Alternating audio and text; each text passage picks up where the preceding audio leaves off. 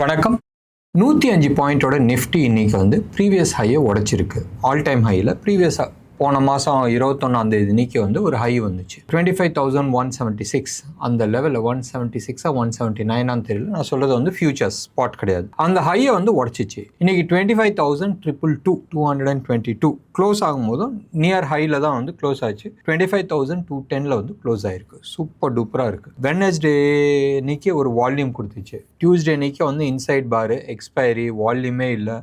அதுக்கு முந்தின நாள் மண்டே அன்னைக்கும் படு கேவலமான வால்யூம் இருந்துச்சு. என்னடா இப்படியே போகுதுன்னு பார்த்தோம். வெட்னஸ்டே அன்னைக்கு ஒரு பிரேக் அவுட் கொடுத்துச்சு. அண்ட் வெட்னஸ்டே அன்னைக்கு ப்ரீவியஸ் டே ஹைக்கு மேலே வந்து க்ளோஸ் ஆச்சு. நேற்றும் வந்து ஆல்மோஸ்ட் 105 பாயிண்ட்ஸ் ப்ளஸில் போச்சு. இன்றைக்கும் வந்து 105 பாயிண்ட்ஸ் ப்ளஸில் போயிருக்கு.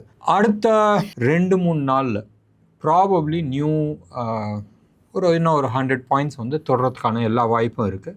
ப்ரீவியஸ் பிவட்டை உடைக்கும் போதும் எப்பயுமே ஒரு புல் பேக் வரலாம், இல்லை நேராக போய் அந்த 100-120 பாயிண்ட்ஸ் அப்சைடு வந்து தொடர்றதுக்கான வாய்ப்புகள் இருக்குது. ஸோ ஞாபகம் வச்சுங்க, மார்க்கெட் புல்லிஷில் இருக்குது. இன்றைக்கி கடைசி 75 மினிட்ஸும் வந்து புல்லிஷில் தான் க்ளோஸ் ஆகிருக்கு. இதில் வந்து கொஞ்சம் வருத்தத்துக்குரிய விஷயம் என்னதுன்னு சொன்னால், ஐசிஐசிஐ பேங்க், ஹெச்டிஎஃப்சி பேங்க் இது எல்லாமே வந்து புல் பேக்கில் இருக்குது. ஒரு ஃபால் வந்திருக்கு, அந்த ஃபாலுக்கு புல் பேக் இருக்குது. ஸோ அந்த புல் பேக் வந்து ப்ராபப்ளி ஒரு 2-3 நாள் இல்லை மேக்ஸிமம் ஒரு 5 நாளுக்கு அப்புறமா அது மறுபடியும் கீழே விழுவதுக்கான சான்சஸ் இருக்குது. ஸோ இந்த ஐசிஐசிஐ, ஹெச்டிஎஃப்சி இதிலெல்லாம் போய் வந்து ட்ராப் ஆகிடாதீங்க. நேற்று நம்ம வந்து ப்ரோக்ராம் ரெக்கார்ட் பண்ணல. தேர்ஸ்டே, வெட்னஸ்டே அன்னைக்கு ஒரு 10 ஸ்டாக்கை பற்றி நம்ம டிஸ்கஸ் பண்ணியிருந்தோம். டியூஸ்டே அன்னைக்கு ஒரு 10 ஸ்டாக்கை பற்றி 11 ஸ்டாக்கை பற்றி நம்ம டிஸ்கஸ் பண்ணியிருந்தோம். இந்த 21 ஸ்டாக்குமே வந்து ரொம்ப நல்லா பர்ஃபார்ம் பண்ணியிருக்கு. 2-3 ஸ்டாக்ஸ் வந்து நெகட்டிவ் சைடில் வந்துருக்கு. இந்த கனரா பேங்க்லாம் ஆகட்டும், இதெல்லாம் வந்து நெகட்டிவ் சைடில் வந்திருக்கு. நெகட்டிவ் வந்தது எல்லாமே வந்து குட்டி நெகட்டிவாக வந்திருக்கு. அண்ட் பாசிட்டிவ் வந்தது எல்லாமே வந்து நல்ல பாசிட்டிவ். நீங்கள் வந்து எடுத்து பாருங்களேன், இன்றைக்கி பிடிஎல்லாம் வந்து பாரத் டைனாமிக்ஸ்லாம் வந்து க்ளோஸ் டு அபவுட் 5% போயிருந்துச்சு. பிஇஎல் ஆகட்டும், நிறைய ஸ்டாக்ஸு எனக்கு வந்து டக்குன்னு வாயில் வரமாட்டேங்குது. ஸோ நிறைய ஸ்டாக்ஸ் வந்து நல்லா perform பண்ணியிருந்துச்சு.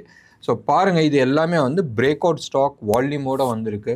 So definitely and not only day chart, weekly சார்ட்லேயும் இருக்குது. ஸோ இது எல்லாமே வந்து அடுத்த ஒரு 15-20 டேஸ்க்கு வந்து நல்ல ரிட்டர்ன் கொடுக்கறதுக்கான சான்சஸ் இருக்குது. யார் டியூஸ்டே வெட்னஸ்டே வீடியோ பார்க்கலையோ போய் பாருங்கள், உங்களுக்கு வந்து ஒரு ஐடியா கிடைக்கும். ஸோ இன்றைக்கி வந்து அந்த 5% போயிடுச்சேன்றது யோசிக்காதீங்க.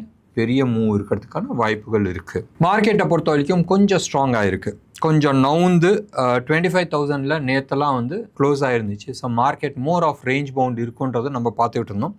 வேறஸ் இன்றைக்கி வந்து 25,500க்கு வந்து மூவ் ஆகிருக்கு கால். அதே மாதிரி செகண்ட் ஹையஸ்ட் கால் வந்து 25,200 இருக்குது. தேர்ட் ஹையஸ்ட் வந்து 25,150 இருக்குது. எல்லாமே 1 கோடிக்கு மேலே தான் இருக்குது. கால் ரைட் ஆகிருக்கு. ஸோ இந்த ஷார்ட் கவரிங்னால தான் வந்து நேற்றும் ஆகட்டும் இன்றைக்கும் ஆகட்டும் இந்த 25,000 லெவலில் டச் ஆகும்போதும் டென்ஷன் ஆகும்போதும் அந்த லெவலில் வந்து ரைட் பண்ணவங்க அத்தனை பேருமே வந்து கவரிங் பண்ணுறாங்க. அதனால மேலே வந்து இழுத்துட்டு போயிருக்கு. இது ஃபர்தராக அப்சைடு போகிறதுக்கான சான்சஸ் இருக்கா? டெஃபினட்டாக இருக்குது. ஐசிஐசிஐ பேங்க் விட்டுருங்க. ஐசிஐசிஐ பேங்க் ஆகட்டும், ஹெச்டிஎஃப்சி ஆகட்டும், இது வந்து புல் பேக் ரேலி இருக்குது. அதுவும் புஷ் பண்ணும். நீங்கள் அந்த புல் பேக் எப்படிடா நீ சொல்கிறான்னு சொன்னால் போய் பாருங்கள். ப்ரைஸ் ஏறுது, வால்யூம் ஏறல, வால்யூம் படு கேவலமாக இருக்குது. அண்ட் சார்ட் பேட்டர்னை நீங்கள் பார்க்கும்போது இட்ஸ் அ புல் பேக் ரேலின்றது தெரியும். ஸோ இப்போ அடுத்த கேள்வி வரும், உங்களுக்கு ஞாபகம் இருக்கான்றது தெரியல. நம்ம வந்து போன வாரமோ இல்லை இந்த வாரமோ நிஃப்டியை வந்து அனலைஸ் பண்ணிகிட்டு இருக்கும்போது நிஃப்டியை பொறுத்த வரைக்கும் 26,600-500 பக்கமாக போகுன்றது நம்ம சொல்லியிருந்தோம். அண்ட் பேங்க் நிஃப்டியை பொறுத்த வரைக்கும் கீழே தான் வரும். அண்ட் பேங்க் நிஃப்டி சப்போர்ட் இல்லாத நிஃப்டி எப்படி மேலே போகுதுன்றதை நம்ம ஒரு கேள்வியாக வச்சுட்டு இருந்தோம். ஸோ மோஸ்ட் லைக்லி ரிலையன்ஸ் ஆகட்டும், எல்என்டி ஆகட்டும், ஆட்டோ செக்டார்ஸ் ஆகட்டும், பேங்கிங் செக்டார்ஸ் இல்லாத என்பிஎஃப்சியெல்லாம் இருக்குல்ல, பஜாஜ் ஃபின்சர்வ் இதெல்லாம் கூட நம்ம லிஸ்ட்டில் இருந்துச்சு. பஜாஜ் ஃபின்சர்வ் ஆகட்டும், மஹிந்திரா அண்ட் மஹிந்திரா ஆகட்டும், இது மாதிரி ஸ்டாக்ஸ் எல்லாமே வந்து பாசிட்டிவ் சைடில் இருக்குது. ஸோ இது எல்லாமே வந்து மேலே தூக்கிட்டு போகுன்றது நம்பலாம். யூஎஸ் மார்க்கெட்டை பொறுத்த வரைக்கும் நேற்று சூப்பர் டூப்பராக ஆல்மோஸ்ட் 600+ பாயிண்ட்ஸ் வந்து டவ் ஜோன்ஸ் மேலே தூக்கி இருந்துச்சு. அண்ட் பாண்ட் மார்க்கெட் ஓரளவுக்கு நல்ல கம்ஃபர்ட் ஜோனில் வந்துருச்சு. ஸோ பாண்டில் வந்து இன்ட்ரெஸ்ட் ரேட் கட் பண்ண போகிறதாக சொல்லியிருக்கிறாங்க. நேற்றோட இன்ஃப்ளேஷன் டேட்டாவும் வந்து அந்த இன்ட்ரெஸ்ட் ரேட் கட் பண்ணுறதுக்கான சப்போர்ட்டில் வருது. பார்க்க வேண்டியது வந்து இன்ட்ரெஸ்ட் ரேட் கட் பண்ணும் போதும் பாண்ட் மார்க்கெட் எப்படி ரியாக்ட் ஆக போகுது, பாண்ட் மார்க்கெட் கிராஷ் ஆக போகுதா இல்லை பற்றிட்டு மேலே போகுதான்றது நம்ம பார்த்தே ஆகணும். பாண்ட் மார்க்கெட்டில் யூஎஸ் கவர்மெண்ட் சக்ஸஸ்ஃபுல்லாக அவங்களோட பாண்டை விற்கணும்னு சொன்னால் வேறு வழியே கிடையாது, மார்க்கெட்டை கிராஷ் பண்ணியே ஆகணும். மார்க்கெட் கிராஷ் ஆகிறதுக்கான சான்சஸ் கிடையாது. ஏன்னு சொன்னால் அங்கே வந்து இன்ட்ரெஸ்ட் ரேட் குறைக்கும் போதும் கம்பெனிக்கான ப்ராஃபிட் இன்க்ரீஸ் ஆகும். ஒன்று. ரெண்டாவது வந்து ஏற்கனவே டேக்ஸ் கட் பண்ணியிருக்கிறாங்க, அதனாலேயும் வந்து அவங்களுக்கு ப்ராஃபிட் இன்க்ரீஸ் ஆகும். ஸோ மக்களுக்கு வந்து எப்படி ஜாப் கிடைக்க போகுது, இதுதான் கேள்வி. ஸோ வெயிட் பண்ணி பார்க்கலாம். எல்லாமே வந்து நம்ம எதிர்பார்த்த டைரெக்ஷனில் தான் போயிட்டுருக்கு. பட் கிளைமேக்ஸ் எப்படி இருக்குன்றது தெரியாது. ஏன்னு சொன்னால் ஒரு பெரிய நாடு, ரைட், அமெரிக்கா மாதிரி ஒரு பெரிய நாடு, அண்ட் நிறைய இண்டிபெண்ட் திங்கர்ஸ் இருக்கிறாங்க, நிறைய புத்திசாலிங்க இருக்கிறாங்க, எஸ்பெஷலி ஆன் எக்கனாமிக்கல் ஃப்ரண்ட் சைடில், அண்ட் ரேப்பிட் டிசிஷன்ஸ் எடுக்கிறவங்க இருக்கிறாங்க. ஸோ வெயிட் பண்ணி பார்க்கலாம். யூஎஸ் வந்து இந்த கிராஷை வந்து ஏதாச்சும் ஒன்று பண்ணி காப்பாற்ற போகிறாங்களான்றது பார்க்கணும். இதுக்கு நடுப்புற வந்து ஜியோ பாலிட்டிக்ஸ் சுச்சுவேஷன் வந்து படு மோசமாக போயிட்டுருக்கு. நீங்கள் வந்து எடுத்து பார்த்தீங்கன்னா இஸ்ரேல் தோஹாக்குள்ளே, ரைட், கத்தாருக்குள்ளே பூந்து அடிச்சிருக்கிறாங்க. கத்தாரை வந்து கொஞ்சம் திமிரில் தான் இருந்துச்சு. இன்ஃபேக்ட் மிடில் ஈஸ்டில் வந்து நிறைய விஷயத்த வந்து அவங்க இன்டர்ஃபை பண்ணிகிட்டு இருந்தாங்க. ஊருக்கே தெரியும், ஹமாஸோட பெரிய தலைங்க எல்லாமே வந்து அங்கே தான் போய் உட்காந்துருந்தாங்க with only one cut feeling. என்னதுன்னு சொன்னால் யூஎஸோட பிக்கஸ்ட் ஆர்மி பேஸ் நீங்கள் எடுத்துக்கிட்டிங்கன்னு சொன்னால் கத்தாரில் இருக்குது. அண்ட் அதை மீறி வந்து அடிக்க மாட்டாங்கன்றது எல்லாருமே எதிர்பார்த்துட்டு இருந்தாங்க. இன்ஃபேக்ட் அந்த ஒரு ரீசன்னால் தான் நிறைய பேர் வந்து அவங்கள்ட்ட கத்தார்கிட்ட வந்து ஜாஸ்தி வம்பு வலிக்காத இருந்தாங்க. இஸ்ரேலே வந்து உள்ளே பூந்து அடிக்கும் போதும் மிடில் ஈஸ்டில் இருக்கிற எல்லா நாடுமே வந்து யோசிப்பாங்க. ஸோ அமெரிக்கா வந்து என்ன தான் எவ்வளோ தான் காசு கொடுத்து வச்சுருந்தாலும் அவனுக்கு வேண்டியவங்களுக்கு யாருக்காச்சும் ஒரு பிரச்சனை வரும்போதும் நம்மளை விட்டு கொடுத்துருவாங்க. இந்த மைண்ட் செட் எங்கேயோ ஒரு இடத்துல செட் ஆகிருக்கு.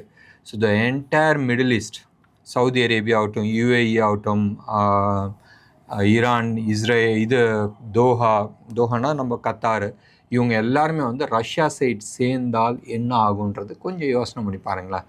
ஸோ ஜியோ பாலிட்டிக்ஸ் ரொம்ப இன்ட்ரெஸ்டிங்காக இருக்கிறதுக்கான சான்சஸ் இருக்குது. ஒன்று. ரெண்டாவது வந்து இஸ்ரேல் ரொம்ப கிளியர் கட்டாக சொல்லிச்சு, இந்த 2 ஸ்டேட் பாலிசிலாம் கிடையாது, நோ பாலஸ்டைன், எங்களுக்கு தான் முழுசான்ற மாதிரி அவங்க டிக்ளேர் பண்ணியிருக்கிறாங்க. வெயிட் பண்ணி பார்க்கணும் உலகம் வந்து இது எப்படி ஏற்றுக்க போகுதுன்றது. இந்தியா ரொம்ப கண்டிச்சிருக்கு தட் நீங்கள் வந்து கத்தாரில் வந்து நீங்கள் அட்டாக் பண்ணதை வந்து மிக மிக மிக தவறுன்றது. ஒன்று. பாலஸ்டைன் விஷயத்தில் வந்து இந்தியா என்ன பண்ண போகுதுன்றது யோசிக்க வேண்டிய ஒரு விஷயம். இதெல்லாம் மார்க்கெட்டில் பேன் அவுட் ஆகுமா? நிச்சயமாக ஆகும். ஏன் பேன் அவுட் ஆகுறது நிச்சயம்னு சொன்னால் அமெரிக்காவுக்கு வந்து நிறைய காசு தேவைப்படுது. ஸோ மிடில் ஈஸ்ட்லேருந்து கேஷ் வரலன்னு சொன்னால் அமெரிக்காவோட நிலைமை என்ன ஆகும்? இதெல்லாமே வந்து நிறைய கேள்விகள் இருக்குது. எனிவே நம்ம மார்க்கெட்டுக்கு வரலாம், நம்மளோட வயிற்று பொழப்பை பார்க்கலாம். இன்றைக்கி வந்து நம்ம சொன்ன மாதிரி பிடிஎல், பாரத் டைனாமிக்ஸ் வந்து நல்லா போயிருந்துச்சு. ஆல்மோஸ்ட் 5.4% போயிருந்துச்சு. அதோட ஓப்பன் இன்ட்ரெஸ்ட்டும் வந்து ரொம்ப நல்லா ஏறி இருந்துச்சு. இன்றைக்கி வந்து telecom sector, metal sector, capital goods, infrastructure இதெல்லாமே டாப் பர்ஃபார்மர்ஸாக இருந்துச்சு. எஃப்எம்சிஜி மெயின்லி பிகாஸ் ஆஃப் நேபாளில் நடக்கிற பிரச்சனை. இதனால் வந்து நேபாளில் இருக்கிற ஃபேக்ட்ரி அண்ட் இந்தியாவில் வந்து நேபாளுக்கு வந்து எஃப்எம்சிஜி ப்ராடக்ட்ஸ் போல் டாபர் ஆகட்டும், பிரிட்டானியா ஆகட்டும், ஹெச்யூஎல் ஆகட்டும், இது எல்லாமே வந்து நேபாளுக்கு வந்து போகிற கூட்ஸை வந்து சஸ்பெண்ட் பண்ணியிருக்கிறாங்க. அதனால கீழே விழுந்துருக்கு. ஸோ நத்திங் பிக்ன்றது நம்ம எடுத்துக்கலாம். பட் இன்றைக்கி வந்து பஜாஜ் ஃபைனான்ஸ் ஆகட்டும், பிஇஎல் ஆகட்டும், ஹிண்டல்கோ, பஜாஜ் ஃபின்சர்வ் ஆகட்டும், ஸ்ரீராம் ஃபைனான்ஸ் ஆகட்டும், ஏச்சர் மோட்டர் ஆகட்டும், இது எல்லாமே வந்து டாப் பர்ஃபார்மராக இருந்திருக்கு. கோல்டை பொறுத்த வரைக்கும் இன்டர்நேஷ்னல் மார்க்கெட்டில் ரைட் நவ் சில்வர் தார்மாராக வந்து ஏறி இருக்குது. ஆல்மோஸ்ட் 1.5% சில்வர் இருக்குது. கோல்டு வந்து அந்தளவுக்கு ஏறல. ஸோ 11,305 இதில் வந்து ட்ரேட் ஆகிட்டுருக்கு. இது வந்து 24 கேரட் ஜிஎஸ்டியோட சென்னையில் விற்கிற ரேட்டு. சில்வரை பொறுத்த வரைக்கும் ஆல்மோஸ்ட் 1,31,100 வந்து ட்ரேட் ஆகிட்டுருக்கு. வச்சு பாருங்களேன், 86 நம்ம சொன்னோம் 2 lakhs வரப்போகுதுன்றது. ஸோ எவ்வளோ தூரம் வந்திருக்கு? அங்கே ஒரு 15, இங்கே ஒரு 30. ஸோ ஆல்மோஸ்ட் 45,000 ஏறி இருக்குது. ஸோ க்ளோஸ் டு அபவுட் 50% ஏறி இருக்குது இன் less than 6 months time. 6 monthsல 8-9 months டைமில். So definitely silver is heading towards 2 lakh rupees. இது வந்து அசம்ஷன் இது வந்து 87, 86, 88 அந்த ஜோனில் இருக்குன்றதை நம்ம எதிர்பார்த்துருந்தோம். ருப்பியை பொறுத்த வரைக்கும் அது ஆல்மோஸ்ட் ஹெட்டிங் டுவர்ட்ஸ் 92. ஸோ இதை வந்து மனசில் ஞாபகம் வச்சுங்க. Silver could be a top performer.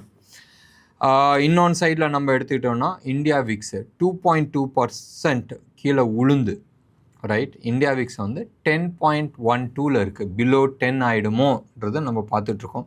Below 10லாம் ஆனால் ரிவர்ஸ் ஆகிறதுக்கான நிறைய பாசிபிலிட்டிஸ் இருக்குது. FII டேட்டாஸ் இந்த ப்ரோக்ராம் ரெக்கார்ட் பண்ணுற வரைக்கும் வரல. அண்ட் இங்கே வந்து எடுத்து பார்த்தீங்கன்னா இன்றைக்கி வந்து ஆல்மோஸ்ட் 12ஆம் தேதி ஆகுது. இந்த 12 நாளில் வந்து க்ளோஸ் அபவுட் 9,300 crores வந்து எஃப்ஐஐஸ் விற்றுருக்குறாங்க. நம்ம ஆளுங்க யார் டிஐஐஸ் ரைட், நம்ம ஆளுங்க ஆல்மோஸ்ட் 25,591 கோடி ரைட், 25,600 crores பக்கமாக வந்து நம்ம வாங்கியிருக்கிறோம். ஹியூஜ் பை, ரொம்ப நல்ல விஷயம். ஞாபகம் வச்சுங்க, நிஃப்டி வந்து ப்ரீவியஸ் பிவட்டை உடச்சி நியர் டே ஹையில் வந்து க்ளோஸ் ஆகிருக்கு. ஸோ மண்டே இன்னைக்கு more likely to be positive டேவாக இருக்கிறதுக்கு நிறைய சான்சஸ் இருக்குது. அன்டில் அன்லஸ் இந்த 2 நாள் 3 நாளில் வந்து எதுவுமே நெகட்டிவ் பெருசாக இல்லாத வரைக்கும். என்ன நேர்களே, இன்றைக்கி ப்ரோக்ராம் உங்களுக்கு பிடிச்சிருந்துச்சுன்னா லைக் பண்ணுங்கள், ஷேர் பண்ணுங்கள். டெஃபினட்டாக உங்களோட கமெண்ட்டை நான் எதிர்பார்க்குறேன். நன்றி, வணக்கம்.